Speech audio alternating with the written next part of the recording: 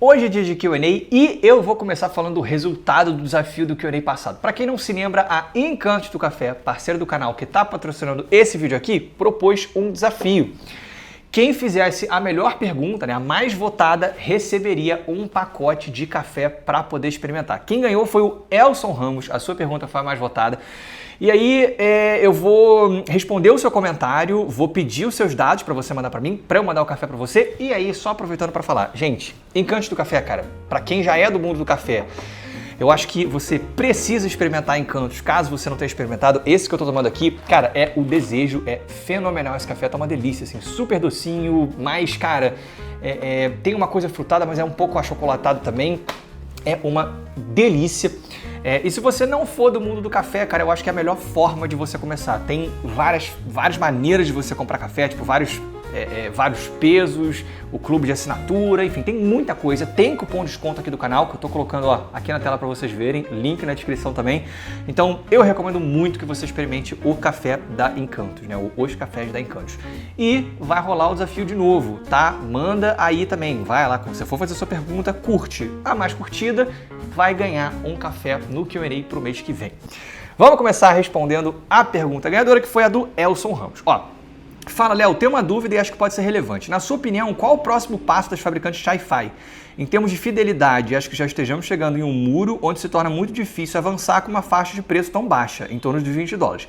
Diante disso, acha que seria possível termos grandes avanços em relação ao que temos hoje? Qual o limite? Elson, o que eu acho? Eu acho sim que a gente está um pouco se aproximando de um limite, né? Porque eu acho que a maior dificuldade antigamente, né, até não muito tempo atrás, era o tuning. E hoje a gente já consegue fones muito acessíveis com tuning de referência. E eu acho que assim, para além disso, cara, a gente está falando meio que de minúcias, né? Aqueles afinos no tuning que, é onde entram as tecnicalidades, que é uma coisa que talvez exija mais pesquisa e desenvolvimento, né? Que é um gasto de tempo que eu acho que sempre vai ser mais custoso mesmo. Então, eu penso que a gente talvez esteja chegando realmente assim num patamar, cara, de onde vai ser um pouco difícil de sair. O que eu vejo que pode entrar e mudar um pouco essa história são coisas mais de tecnologia. Então, talvez assim uma implementação de DSP um pouco mais ostensiva, possivelmente implementação de outras tecnologias, né, como sei lá, imagina se alguma fabricante consegue fazer algum tipo de compensação de HRTF personalizada via aplicativo, né? E aí isso não dependeria de um fone tão caro. Eu não sei, talvez a meio que implementação de outras tecnologias possa ser um caminho. É o que eu vejo. Igor Amoras. Opa, Léo, tudo bem? Como é que é o processo de tuning de um fone de ouvido? Pergunto no sentido de engenharia. Como é que são definidas as conchas, as escolhas dos falantes, etc. Né? Da minha cabeça, fones como os infames KZ, com 457 alto-falantes por lado, deviam ter sonoridades muito boas. Como foi esse processo com o Uni, aliás? É isso, sou fã do seu trabalho há anos, pô, que maneiro, obrigado, cara. Tenho meu disco desde 2018, ele segue firme e forte, inclusive comprarei o Uni, a versão MTH. Comprei e coloquei os falantes do disco com arco Uni, ficou perfeito. Maneiro, cara, que bom.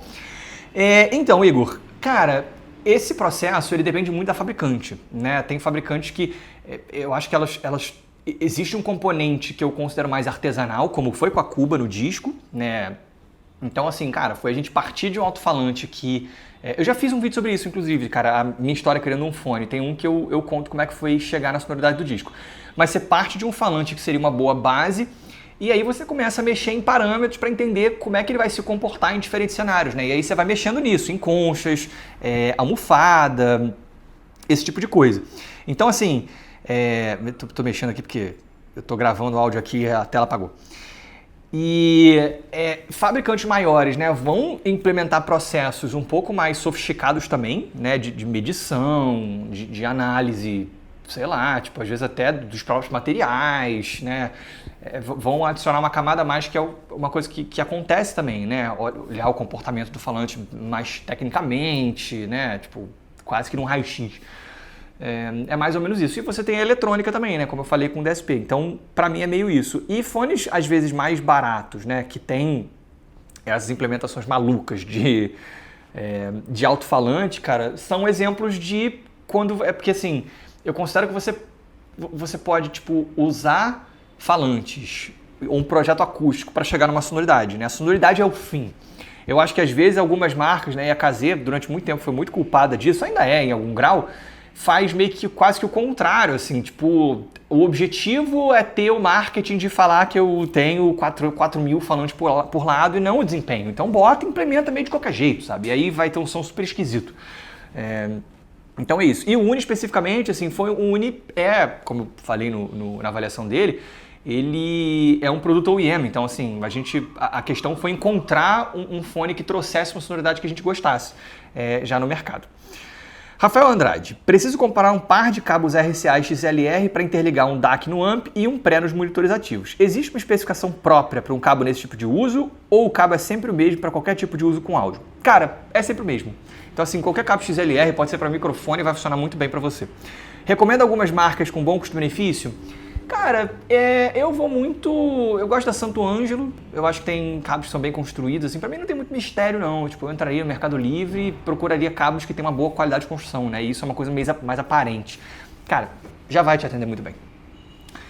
Arthur, Léo, você já notou em você mesmo ou pessoas próximas do hobby que passaram a perder um pouco do que em teoria ele deveria ser, apreciar música? Com certeza, isso é muito frequente. Vi o vídeo do segundo dia na Alemanha e uma das frases que ficaram comigo, tanto que é em partes um tópico que postei no subreddit Audiofilia Brasil, é exatamente sobre como muitas vezes sempre visamos melhorar, chegar no auge, mas esquecemos do motivo que fizemos isso, ouvir música. Cara, isso é uma coisa que é muito forte no hobby, né? E eu já já falei muito sobre isso, quando a pessoa se torna um equipamentófilo. E aquilo, não que exista um problema na pessoa ser um equipamentófilo, né? Só é um hobby talvez um pouco diferente.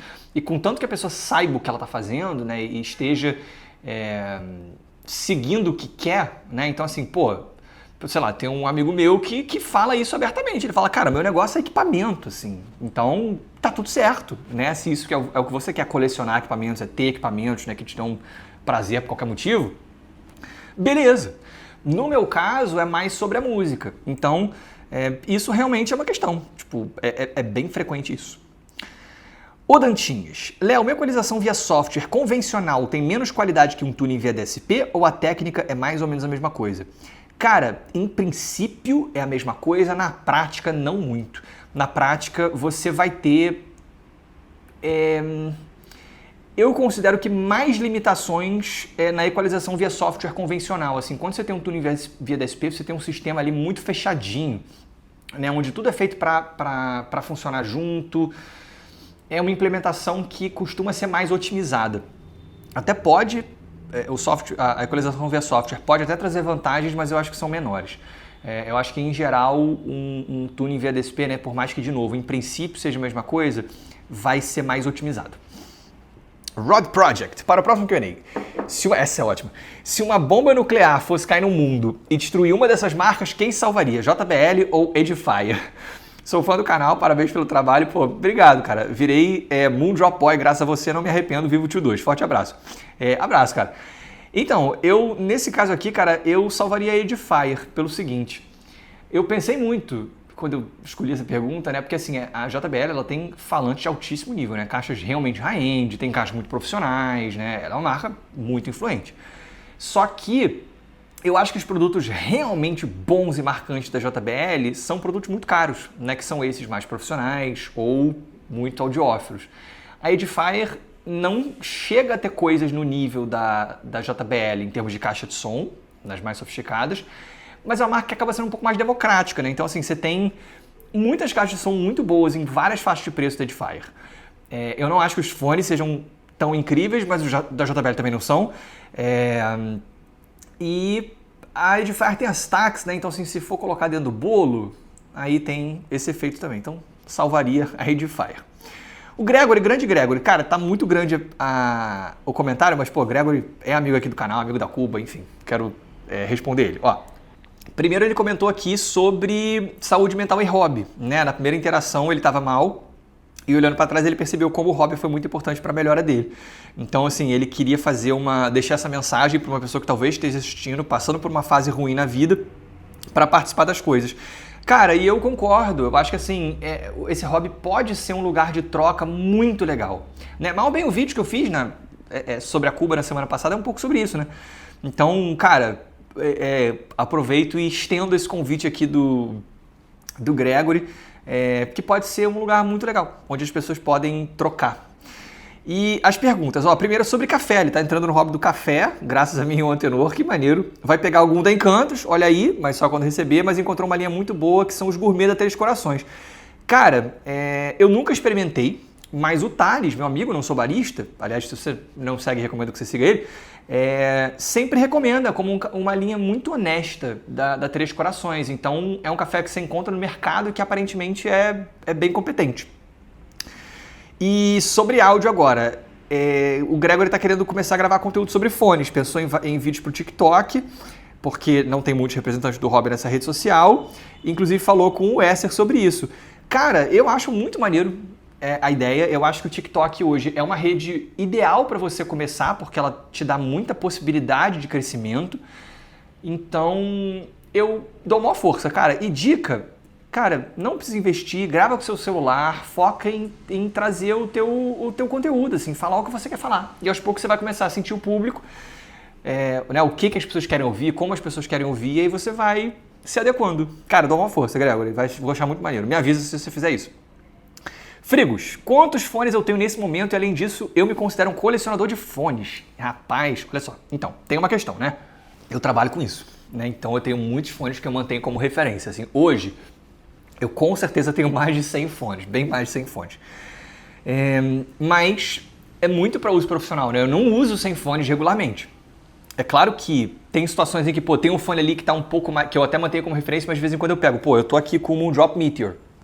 Eu trouxe ele aqui para casa, adoro. Eu tô aqui com o Moondrop Solid 2, com o Yain Moonlight Ultra também. Levo... direto, deixo o Dusk na minha bolsinha tech, que tem carregadores e tal, pra ser um fone que eu posso pegar a qualquer momento, USB e tal. Então assim, eu me considero um colecionador nesse momento por causa disso, né? Porque eu tenho muitos fones, mas existe um motivo profissional, né? Não é só colecionismo pelo colecionismo, ainda que, obviamente, isso não tenha problema. Eu acho que mesmo antes de trabalhar com isso, eu já tinha uma coleçãozinha. Naru Rodon. Qual foi o fone que passou para review que eu mais quis comprar, ficar, mas não pude, tanto devido a motivos financeiros quanto a marca pediu para devolver? Olha, eu vou colocar aqui os dois... a resposta é meio fácil, né? Os dois Sennheisers, o H90 e o H1, né? São dois fones que eu adoraria ter e, assim, não tem a menor condição de ter nenhum deles. Cara, eu vou colocar outro que eu queria muito ter ficado com ele, até cheguei a falar pro pessoal da Edifier, mas não rolou, cara, que foi o Stax SRX1. E custa 10 mil reais, não tô podendo fazer esse investimento no fone agora, então eu não fiquei com ele, gostaria de ter ficado. Pau erguido. Nossa, eu falei sem pensar. Falei sem pensar, caí. Tudo bem, tá aqui. Pau erguido 12.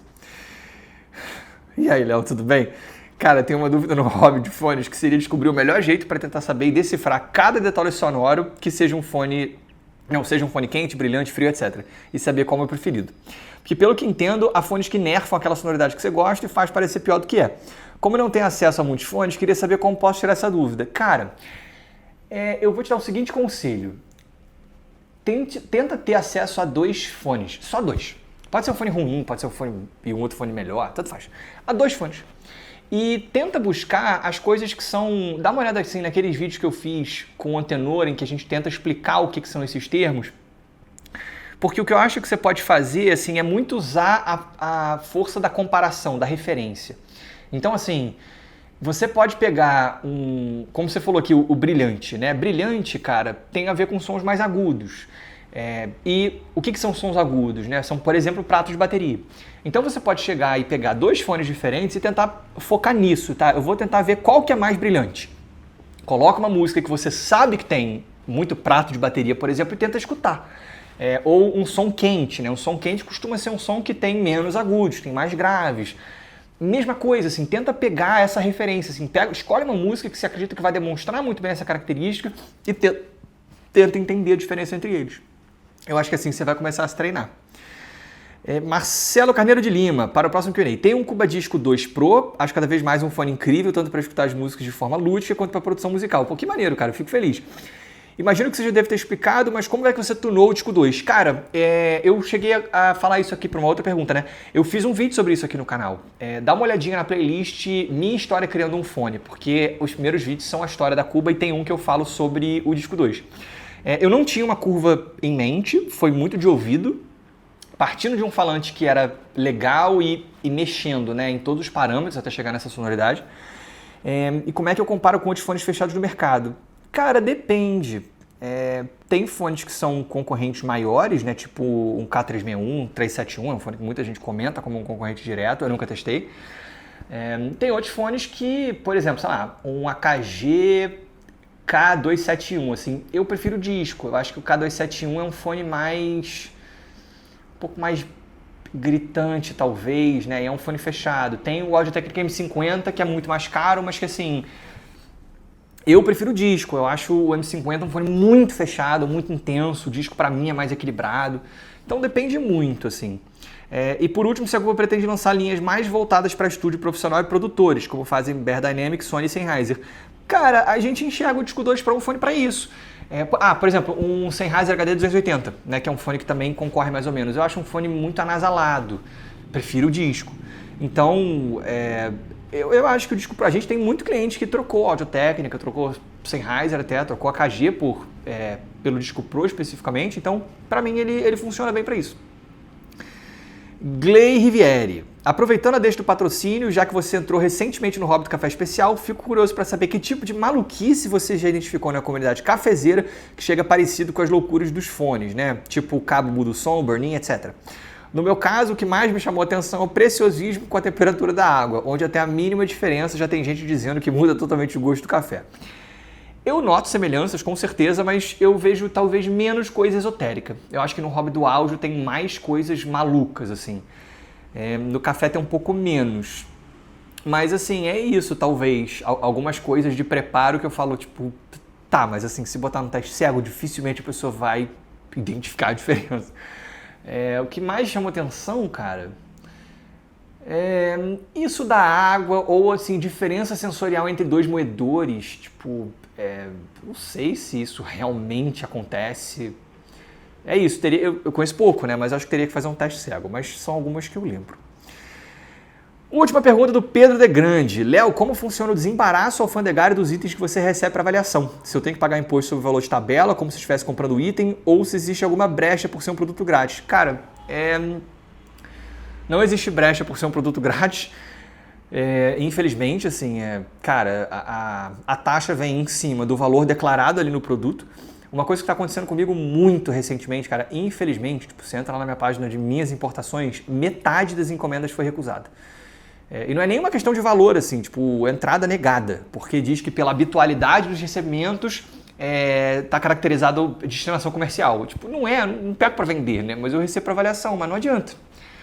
Segundo a nossa querida Receita Federal, a gente deve pagar imposto cheio em cima do valor de mercado de qualquer item. Não importa se é de demonstração, não importa se não foi pago, se ele entra no país tem que pagar esse imposto. Eu acho um absurdo que seja dessa forma, né? Quanto mais impostos abusivos que a gente tem aqui, mas infelizmente é a realidade. Eu, cara, pago quase tudo em cima do que a marca declara no pacote, né? Muitas vezes, mas é isso, hoje em dia muita coisa está sendo recusada.